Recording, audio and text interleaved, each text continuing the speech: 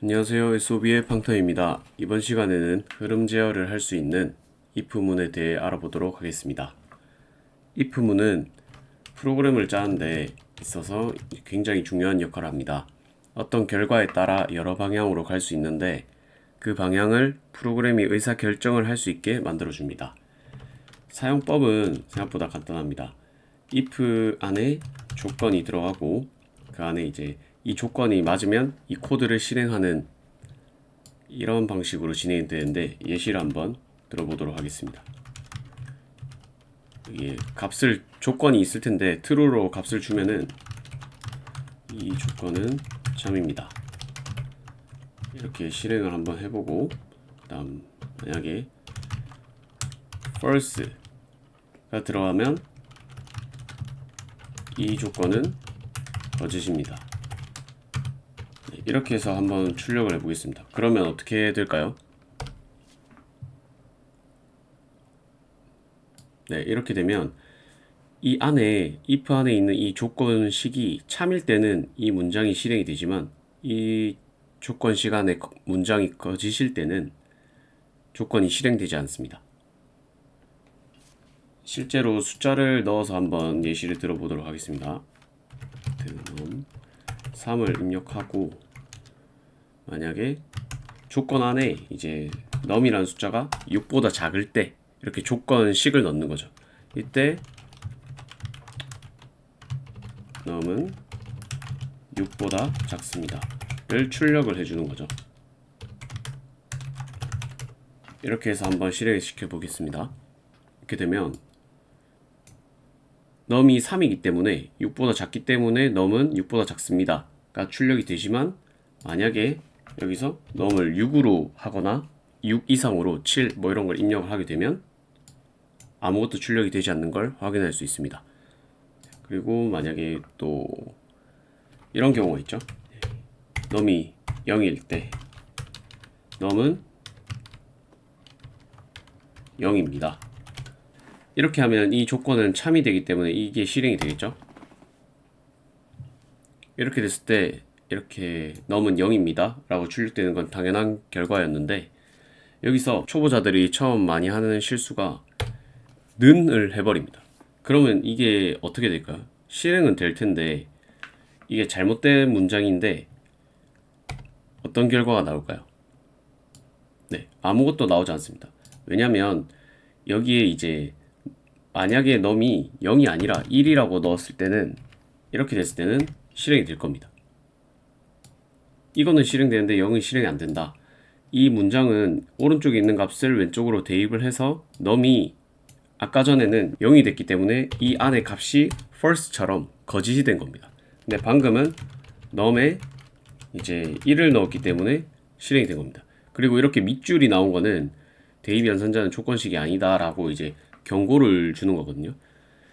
실행은 되지만 여기서 이제 사용할 때 조건식을 사용할 때 조심해서 사용해야 된다. 알아두시면 좋을 것 같습니다. 또 이제 보통 우리가 C++에서 끝날 때 이렇게 종결자를 세미콜론을 항상 썼는데 이 if문에서는 종결자를 쓰지 않았죠. 이렇게 쓸 수는 있습니다. 이렇게 쓰면 어떻게 될까요? 이렇게 되면 실행 한번 시켜보겠습니다. 실행도 잘 되고 num은 0입니다. 출력이 됐죠. 근데 과연 이게 이 조건이 참이라서 이게 실행된 걸까요? 이 조건은 여기서 끝난 겁니다. 이 종결자는 if문에 이 종결자를 입력하지 않아야 이 문장이 실행되는 건데 이 여기서 종결자를 입력해버리면 이 if문은 여기서 종결이 나버립니다. 그래서 조건식에 상관없이 이 문장은 끝나버린 거죠.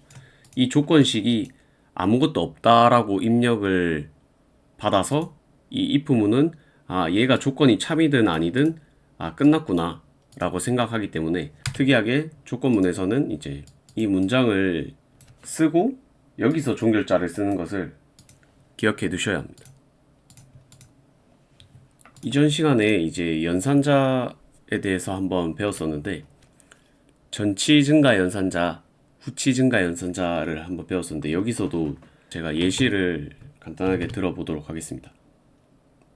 여기 보면 num을 제가 0으로 선언하고 num이 0이거나 num이 1일 때 이 문장을 실행하는 걸로 한번 해보겠습니다. 그러면 num이 0이거나 num이 1일 때 실행이 돼야겠죠? 근데 이 문장은 그러면 실행이 될까요? 왜냐면 이 AND 연산자는 이 조건과 이 조건이 둘 다 참이 됐을 때 실행이 되는 거기 때문에 아마 실행이 그렇죠, 안 될 겁니다. 이렇게. 근데 만약에 제가 이렇게 했다, 그럼 이 문장은 과연 실행이 될까요? 한번 실행해 보겠습니다. 갑자기 이 플러스를 붙였는데 이 문장이 실행이 됐죠. 지난 시간에 이제 전치 증가 연산자와 후치 증가 연산자에 대해서 예시를 들지 않았는데 이런 조건식에서도 활용을 할 수 있습니다. 뭐 예를 들어서 전치 증가 연산자는 이 식이 계산되기 전에 미리 값을 증가시키는 거지만 이 후치 증가 연산자는 보세요. 여기서 num이 0이다. num이 원래 0이었죠. 0이다 하고 끝이 나고 이 시퀀스 포인트를 만났을 때, 시퀀스 포인트라고 하는 거는 이제 시퀀스 포인트라고 하면 쉽게 말하면 이제 모든 연산의 결과가 완료되는 시점을 얘기합니다. 시퀀스 포인트. 그래서 이 AND 연산자가 이제 시퀀스 포인트가 되는 거죠. 그래서 후치 증가 연산자는 연산이 끝나고 증가되는 거. 그 다음에 전치 연산자는 연산이 끝나기 전에 증가되는 거. 연산이 되기 전에. 네. 그러면은 지금 이건 후치 증가 연산자이기 때문에 num이 원래 0이었죠. 0에서 풀풀은 1을 증가한다는 소린데 이거는 뒤에 있기 때문에 후치 증가 연산자. 그래서 num은 0이다. 참이죠. 그리고 이 연산의 결과가 시퀀스 포인트가 끝났다. 시퀀스 포인트를 통해서 이 연산이 끝났기 때문에 num은 1로 증가가 된 겁니다. 그래서 num이 1이 됐죠. 그래서 num은 1도 맞습니다. 0, 이때는 0이었지만 이 시퀀스 포인트를 넘어가면서 num이 1이 된 거죠. 그래서 이 문장은 실행이 될 수 있는 거죠. 그럼 실제로 그냥 이 num 값이 지금 얼마로 출력되는지 볼 수 있습니다. num은 여기서 찍어보면 되겠죠?